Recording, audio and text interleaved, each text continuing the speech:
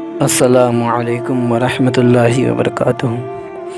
یہ ویڈیو ہر اس حافظ اور امام کے لیے ہے جو کہ بچوں کو قرآن کی تعلیم دیتے ہیں، اور ہر اس استاد کے لیے ہے جو کہ بچوں کو ٹیوشن وغیرہ پڑھاتے ہیں، اور ان ماں باپ کے لیے بھی ہے جو کہ اپنے بچوں کو قرآن پڑھانا چاہتے ہیں یا کسی حافظ قرآن سے پڑھوا رہے ہیں۔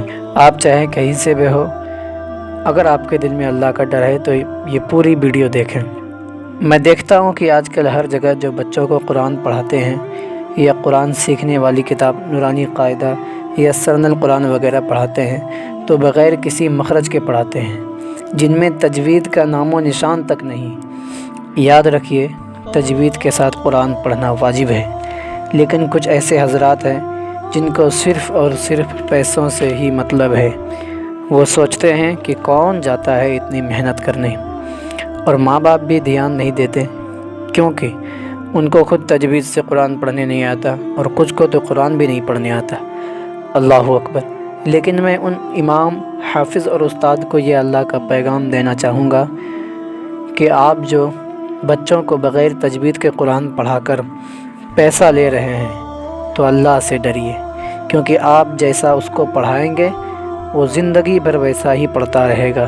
یاد رکھیے، قرآن کو بغیر تجوید کے پڑھنے سے زیادہ تر ثواب نہیں بلکہ عذاب ہی ہوگا، یہاں تک کہ کافر بھی ہو سکتا ہے۔ جیسے قرآن میں الحمدللہ رب العالمین، لیکن بچہ کو پتہ ہی نہیں کیا ہوتا ہے تو وہ پڑھے گا الحمدللہ رب العالمین۔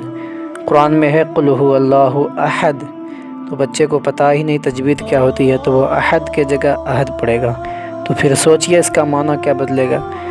حمد اگر وہ پڑھے گا تو حمد کا معنی بنتا ہے مردار، مردہ، برائیاں، اور احد کا مطلب ہوتا ہے بزدل۔ تو اگر معنی نکالا جائے تو کیا معنی بنتا ہے؟ الحمدللہ رب العالمین، تمام برائیاں، استغفر اللہ، تمام مردار اللہ ہی کے لیے، جبکہ اس کا صحیح ترجمہ ہے تمام خوبیاں اللہ کے لیے۔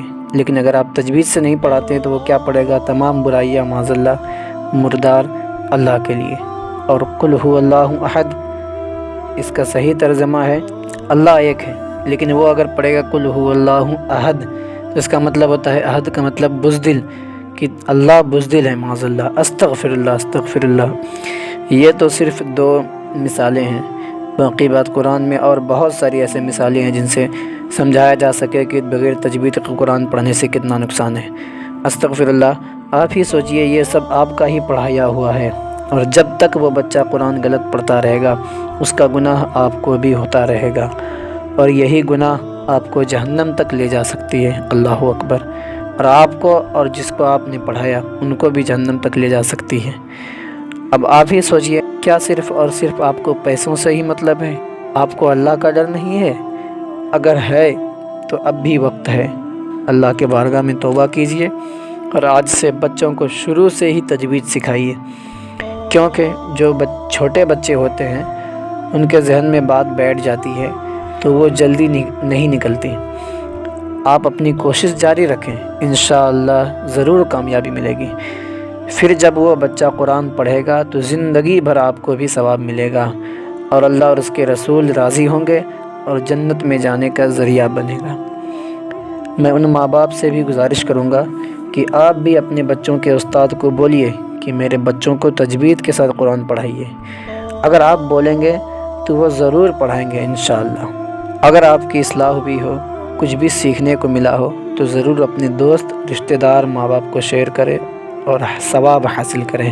اللہ پاک ہم سب کو صحیح قرآن کریم پڑھنے کی توفیق عطا فرمائے اور دین کی خدمت کرنے کی توفیق عطا فرمائے۔ السلام علیکم۔